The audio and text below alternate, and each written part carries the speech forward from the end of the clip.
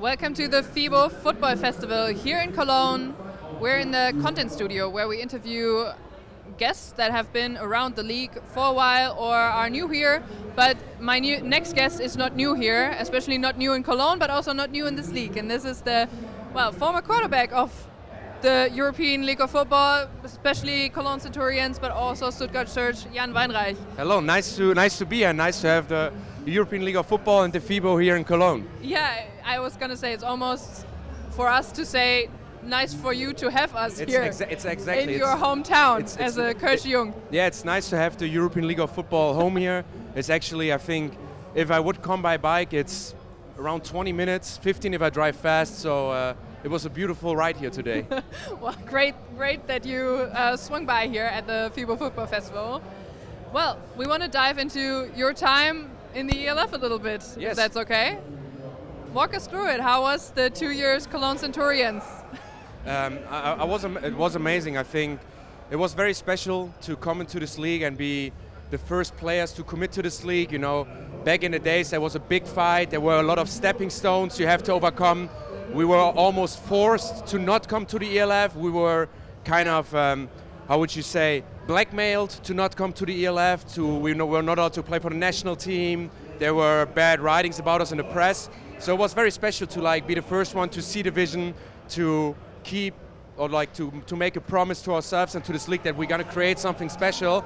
And I think that for most parts the league and the teams have held their promises. I think for a lot of players it's created a great playing field to develop themselves as players, but it also created a great platform for us, to get out there, get our faces known, go on TV, go on social media, and I think I've been pleasant enough to make it a career for myself. I think without the ELF, I wouldn't have my career as a commentator as I have it right now. So for me, it's just an amazing 2 or 3 years to look back on, and I'm very thankful. That's great to hear. I think the ELF is definitely a great platform.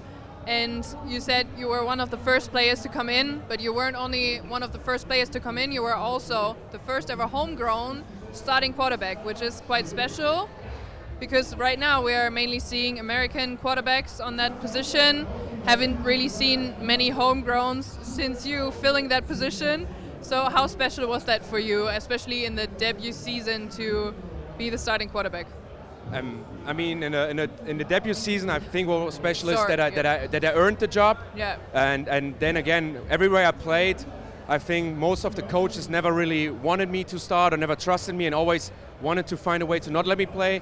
And I think when Kirk Heidelberg was with us, it was a very honest conversation. It was very professional how I won the job and how all that turned out to be. So I wasn't thinking at all of being the first German to play, but just to play really, which was cool, and it was a smaller league back then. But I think the special season was the second season where the team really committed to me, and the plan from the beginning was to let me start and build a team around me and get Frank Rosa, who is an offensive coordinator and a coach I've known for long. So it was really what you would imagine, what you wanted as a German QB. And at the end of the day, I think what Patrick Izume, the commissioner, and all the coaches said, the league is made for stories like mine. It's made for the homegrown players who put everything in, who want to play for their home team, who want to start, who want to be in the spotlight, and who just want to develop the sport where they come from. And I think it's very special, and it was very special for me and the whole team to showcase, hey, this is a true ELF team, and we really follow the goal of putting the homegrowns in the spotlight next to the Americans and next to the other players. Yeah, I think that's a big point. I think the homegrowns we've talked about on this channel in this content studio a lot throughout the past 3 days, because they make up in the end for the depth of rosters. But before we get into that a little more, into the homegrowns, then I mean, not only the Centurions trusted in you, but also then later on Stuttgart. In your third season, you actually played for Stuttgart a little bit. So how was that to adjust to new team dynamics and to enter a team mid-season and also start there? It was. I mean, at the end of the day, it was very hard for me to not play in Cologne and to basically step away from the team. And then when I told Cologne I'm not going to play, I tore my meniscus, so I was out anyway. And right when I was rehabbing and I was allowed to run again, Coach Newman called me kind of on short notice and said, hey, we need you, or we need a quarterback. You need to, well, I think he called me on a Monday and he said, I need you confirmed by Tuesday morning. And it was a short period of time, But for me then, like a very special decision of, okay, you want to go, or you want to give this 100%, you really want to do this. And that was one of the reasons why I left Cologne, because I knew I can't, or I don't want to give it 100% anymore. I felt like I was missing out on a lot of things, where in Stuttgart it was like, okay, they need me for 4 or 5 weeks, can I commit for 100%? I always wanted to play for Coach Newman, I always wanted to go play down in the south, so I made the decision, and the first week was intense, it was very special, it was a lot of meetings, a lot of plays, a lot of playbooks. I'm very proud of myself that I got the whole playbook in, that I think I allowed the team and allowed Coach Newman to not minimize the plays, but really go out there and win. And the first game in Munich I played was very special. Didn't end how I wanted. I think also there I played probably the worst game of my career, but which also showed me that I think being on the field in football is not the right place for me anymore. As I said, I wasn't really giving it 100% anymore. I didn't want to give it 100%. I didn't want to go through all the extra workouts, through the 60 hours of practice, watching film, traveling, and then next to that, having a career and work, where I said, okay, I see what I have to do to play. I don't think I want to do this anymore. So it was a beautiful end of my career to do it in Stuttgart, do it with new people, do it in a new environment, meeting new people and building connections there. And yeah. But sometimes I want to forget about that last game. That was yeah. I don't know if I'm allowed to cuss, but that was a shit show for myself. Well, sometimes that happens. Yes, sometimes. Sometimes. Bad timing. But I think still you can be very proud of your career and what you've achieved as a player in this league, but also in the leagues you played in before, especially also setting the signals of, hey, it's possible that we have a homegrown quarterback. Yeah. But how realistic is it? How possible is it really? Were you a very unique guy on the position, or is it, in general, is it still possible to fill that position with a homegrown and be competitive in this league? I think it's definitely possible. I think I am a unique guy, and you have to be a unique guy, and there's a lot of other unique guys who can do it as well. It just has to be a mix of a perfect situation. You need the right guy. You need a guy who's capable of doing multiple things. You need a guy you can trust, who knows the playbook, who knows a lot of football, who kind of grew up with the game, I guess, who has to be at least a decent athlete, and who's ready to put in more hours than others for a long time before you play. But at the end of the day, it's trust, my story doesn't happen if David Drain, the GM, if Kirk Heidelberg don't trust me. It doesn't happen if Frank Rosa goes out there and makes me a quarterback. It doesn't happen if Jordan Newman, who played with German QBs, looks at me and sees my capabilities and says, this is a guy I can trust as well. But as I said, it needs a lot of things. It's the hardest position in football. It's tough to play, and it shouldn't be easy, and it shouldn't be given to you. Not in Europe, not in America, no matter where you play. So if you want to be a German QB and you want to go out there, the journey has to start very early. You have to see yourself from the age of 10, 11, 12 years old as a quarterback only. You're gonna aim high, you're gonna work hard, you're gonna be aware that it's going to be hard to be the one quarterback. There's only one quarterback, Yeah. You can only have one QB, and if you're not good enough, there's a lot of good Americans, who don't go to the NFL, who don't go to the CFL. I think if you look down at it, there can only be 150 pro QBs in the States, so the 151st is going to come to Europe. He's going to steal your job.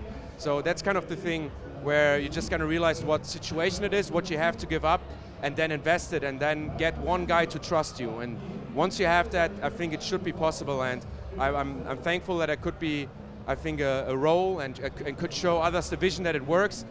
I still think it didn't work well enough. If it would have worked well enough, I think there would be more guys. I wasn't successful enough, that's on me, and I didn't play well enough, but I'm rooting for the next guy to show everybody it's possible, and in the European League of Football, you should aim for the German QB, and there's benefits in that. Yeah, well, I wouldn't put it all on your shoulders personally, that maybe you didn't do a well enough job, because in the end you did play and you did get the trust and all of that. That also doesn't come from not working, because you said it's about the work ethic. It's about the trust a little bit, but it's also about the work ethic. But what I want to know, I think especially, is do we in Europe, in Germany especially, but also in the other European countries that are part of the European League of Football, do we have the systems that will set up a homegrown in a way that he is able to not only, you can bring the right work ethic, but you also need the right systems to be developed into such a skilled position? That's an amazing question, to be honest, and that's where it comes down to. And I think that where it comes down to player development in general. And as I said, I was fortunate enough to come from a football family and to have a football in my hands from the age of 3 or 4 years old, so I can throw, and I had all the basics in, and then have my family, my mom and dad, to put full support in myself, and got me to every coaching, and got me to every workout I needed to go to, quarterback specific, and it's very tough, you know, like sometimes if you're stuck in whatever city, like in Cologne, where we don't have a youth team in the highest league anymore, it's hard to play quarterback there, you know, it's not easy, so I would always suggest go to the best team, play on the highest level, and never rely on anybody else. You got to work out yourself. Find the best coach you can, but even if you have the best coach, you got to work out yourself. Look for your own videos, look for your own studies, go on YouTube, text players, go to the ELF, text the ELF quarterback. Hey, what can I do better? Text the ELF quarterback coach. I'm a young quarterback. What can I do? And I promise you, there will be somebody who's going to invest time in yourself, in you, but you got to go out there and put yourself out there. Maybe invest some money, and then don't rely on others. Like, rely on yourself, rely on your actions. And if one person doesn't train you, go to the next person, and always do the extra work, because there's no better system than hard work, and there's no better system than yourself just going out there and working hard. And as I said, you always need then another person to work with you. And if you don't have that guy at your club, go find a guy in the ELF. Text your ELF quarterback. Text the American guy. Text you. Text me. You know, they're like, text me, and there will be at least an advice or whatever you can do. But I promise you, if you do that, you're gonna get better. That is some great advice for also young and aspiring players out there, because I think that's what you said, that you started very early, is what a lot of the American quarterbacks, I mean, they have amazing systems in the US because it's American football, but I think that's what they have as an advantage, that they start very, very young. Some play from the age of 2 or 3, they throw a ball before they can walk, so I think what you said, to put in the work, is very also in line with, I also interviewed Leander, who just went to the IPP pathway, also homegrown here from Germany, from the European League of Football, and I think that pretty much mirrors what he said, that it's about the work ethic. You have to put in your own work, otherwise you will not make it and you will not be competitive. And I think there's one great thing I always said, when there was a point where I wouldn't say I hated it, but it was always I'm the German, where it was a big thing. But at the end of the day, and that's what it always comes down to, on 3rd and 8 in the 3rd quarter, and you have to pass the ball, nobody cares anymore if you're German or if you're American, you know, that's like a nice media gig, you know, it's like a nice thing. And there's advantages and there's disadvantages, and you have to realize in what position you're in, and Americans always gonna have it easier than you know, they have it easier to be better quarterback or whatever, but it doesn't matter, like, it really doesn't matter. At the end of the day, you have to fulfill your job, and you have to realize what you have to do to then, on 3rd and 8 in the 3rd quarter, playing against Rheinfire, to complete the pass or don't complete the pass. And I think that's the beautiful thing about football, you know, nobody cares about your problems and nobody cares about your situations. And if my dad played football and yours didn't, if we play, we have to compete and we have to win. And if you want to win, you better go out there and work.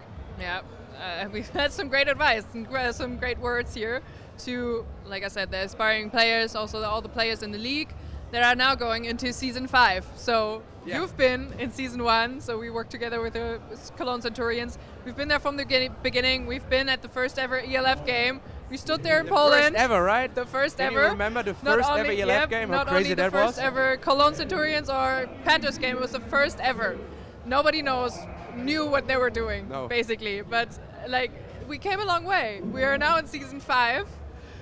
Was very excited back then, being in Poland, but it's also equally exciting now. What do you think are the main points that have developed since then that made the biggest impact so far? I guess, as you said, in the first years there were a lot of developed teams, and we had systems coming in from the GFL, like Frankfurt, who just basically took all their teams over and then implemented the system, the ELF. We had new teams like us, or the Wrocław Panthers, who came in from Poland. You know, we had all those mixed teams, and some teams had to develop and some not. And I think now most of the teams are all developed, you know, they're all established. So, and then we have them from all the areas in Europe you want to have them from. We have a team in the north now with the Nordic Storm. We have teams in the south, in Austria, in South Germany, in the north. In East Germany we have Paris in there. So we have kind of Madrid as well. So we have all the areas in Europe you kind of want to see. So I think what has changed is, when we played, it was, I'm interested, let's see what happens. Now there's an expectation. So if I watch Rheinfire against Vienna, I want to see a good game. Or if I watch Stuttgart against Paris, I'm like, those are the two top teams right now with the most talent. I'm expecting something. So the stage just gets higher. What you're expecting as a fan just gets higher. What the players have to put in there, what you need to win, I think, is way harder because, as I said, teams know their players, coaches are there longer, players kind of know what top team to play for to win the championship. So it becomes what we wished it was in the beginning, a pro league where you just know every weekend is very, very professional and very good teams. You just talked about expectations. What are your expectations for the next season, especially on the, well, sport side of things, not really expecting like anything else from the season, but who do you expect to come out on top after the next season?